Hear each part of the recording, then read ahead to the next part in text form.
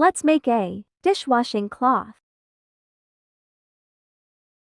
We'll make this using net fabric. Cut this into pieces. I'm using net fabric because it creates soapy bubbles when washing. Stitch the sides. It should look like a pocket. Fill it with scrap fabric.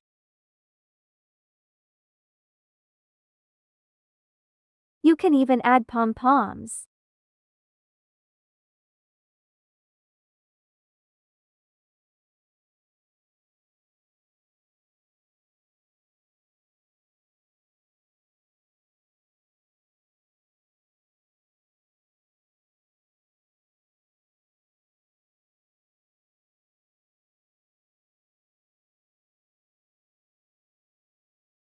Now you can wash.